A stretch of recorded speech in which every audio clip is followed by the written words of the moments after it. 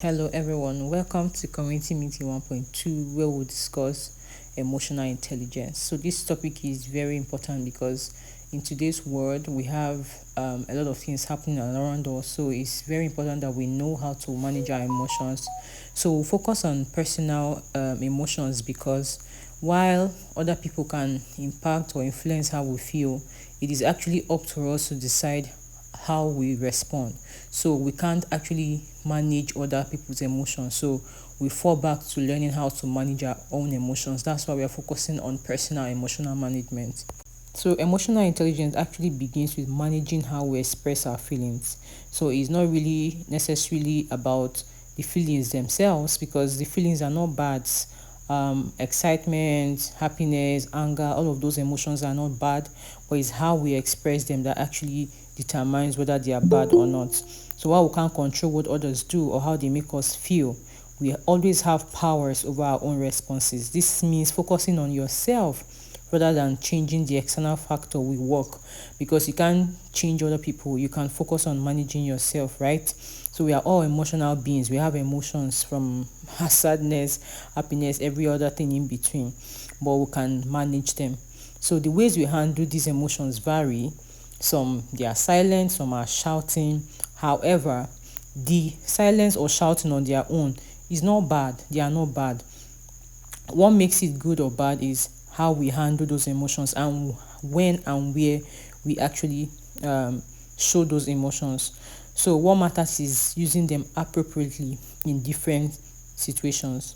So this skill becomes very important across different environments. You're going to meet people that are not kind. You're going to meet people that are mean. You're going to meet people that won't respect you. You can't change everybody along the line, but if you understand how to manage your own emotions, it will be easy to work with people in different environments, in your personal space, in your family, in your workspace. So true emotional intelligence management requires defining our core values and committing to them.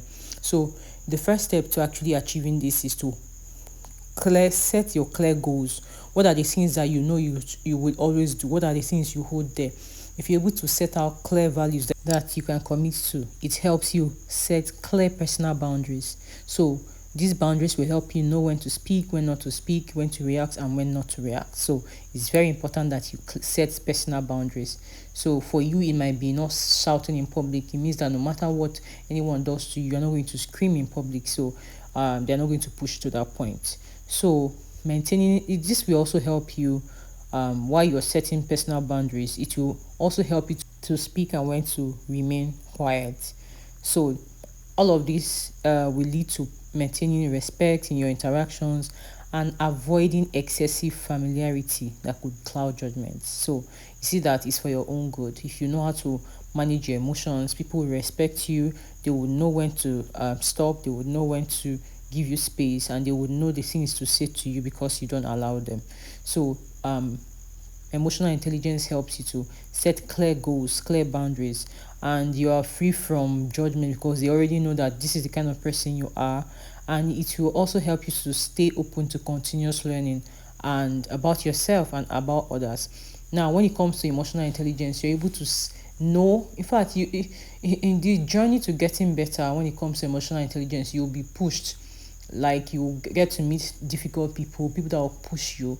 But if you're very particular about your journey, you'll be able to say no to things and draw a very clear boundary and learn how to manage your emotions. So moving on to the definition of emotional intelligence. So emotional intelligence or emotional quotient is the ability to recognize, manage, understand, and use emotions. There are four keywords here. The ability to recognize. So, as Africans, we usually don't talk about our emotions, right? You're just told to show it, and that's how we are unable to express ourselves as much as we can. But emotional intelligence requires that you're able to name your emotions. That's the ability to recognize. You know when you're sad, you know when you're happy, you know when you're frustrated, you know when you're irritated.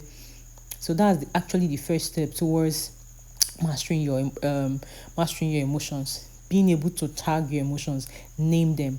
So that's the first step. If you're able to name them, it will be clear. It will be better for you to understand. You can easily understand what you're feeling, and then you'll be able to manage. So it's easy to understand, to recognize, but if you don't put in effort, you might not be able to manage your emotions. But you can't manage what you don't understand, right? So we can't skip the process. We must first of all recognize our emotions, find out when we are angry, how what got us angry in the first place. Then we'll now move to managing our emotions. In the place of management determines what goes out of you, right? When you're angry, and you understand that, okay, this emotion is anger, what am I going to do with this anger? That's the place of management. So we have to get to that point where we hold on to our emotions and not express it negatively. And continuing definition, he said, and it says here, and use your emotions, both yours and those of others, in a healthy, positive and effective way to communicate. So the goal of managing our emotions is to healthily communicate our emotions. So you see that it requires a lot of discipline, a lot of management to control yourself when you are happy and when you are sad. So emotional intelligence is not all about managing your negative emotions, right? You can also get too excited and say the things you're not supposed to say, become too familiar with people that you're not supposed to be familiar with. So it goes both ways rather. So excitement, sadness, and every other emotion in between. So yeah, five key components you're going to discuss here. The first is motivation. So for us to actually understand our emotions and get better, we have to first of all know what drives us. Now, if you're somebody that is externally motivated, it will be very difficult to manage your emotions because you are driven by other people's emotions. But the place of self motivation is very important because it brings you to a place where you are able to achieve your set goals. Okay, this is where I'm going to speak. This week I'm going to try and identify when I have mood swings. Why am I having those mood swings? So instead of avoiding them, but we being personally motivated will keep you accountable. The next point is empathy. Empathy helps you to understand and share in the feeling of others. You're speaking with somebody and seeing their body language, but if you're not emotionally intelligent, you will just continue speaking without considering whether they're actually following you or whether they're interested in what you are saying or not. That's actually very bad. So while the focus is on personal understanding your personal emotions, also understanding people's emotions, not to control but to understand, right? The next point is self-awareness. So to become emotionally intelligent, we have to be self-aware. That's recognizing your own emotions and how they affect your thoughts and behavior. If you already know that your weakness is excitement, that when you are excited around people, you tend to say the things you're not supposed to say. That is self-awareness. You already know that this one is my weak point, and that's where you now focus on working. Put in more work in that area. So it's very important that we are aware of our emotions and we are aware about our weaknesses and our strengths. That brings us to self-regulation, managing your emotions in healthy ways. In healthy ways. This one is not being impulsive or just trying to bottle up. No, we are seeing that you know how to regulate, and all of these will lead to having better relationship with people. When you are emotionally intelligent, you will deal with people better, you will handle people better, and people will like to be around you because they know that you're someone that's really intelligent, right? So in simple terms, emotional intelligence helps you connect with people, make thoughtful decisions, and respond wisely under stress. So it's not only when it's calm and sweet that you know that you're calm and sweet, right? When the pressure comes, right, you're able to manage that pressure. So that's why it's considered as important as IQ. If you're asked 1.1 plus 1 under pressure, you answer 2. There's no way you will say 22 because you're under pressure. That's because we've worked hard and gotten to the point where we already know we know that 1 plus 1 is 2. So that's how emotional intelligence is. Also, we should grow to the point where our quick response is the right response and not just under losing control under stress. So there are things that you can use every day to help you in your emotional intelligence journey. The first is practicing self awareness. So at the end of the day, if maybe you had a very funny day, in fact, whether you had a good day or bad day, go back and think about what you did wrong, what you would have done better, right? So instead of snapping when you are irritated, you just realize you are just hungry or stressed, right? Just why did I even get so angry?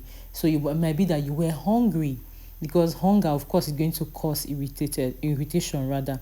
So you have to practice self-awareness. Find out what led to your reaction. Then manage your emotions. So when you are annoyed with a loved one, you choose to respond respectfully instead of yelling. That's why it's a lot of work. It takes a lot of work to manage your emotions, but it's worth it because it's a continuous journey. Show empathy. Instead of being judgmental, you can try to understand the person's perspective. Stay motivated and positive. When you're facing personal disappointment, remind yourself of your wins and keep pushing yourself forward and strengthening your social skills. You have to learn to listen effectively, and listen, because when you listen, you know how to, you learn more when it comes to emotional intelligence.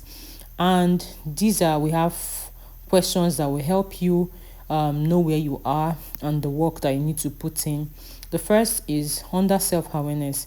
When you're feeling something strong like anger, sadness, or joy, can you usually name the exact emotions? So this is our emotional intelligence check.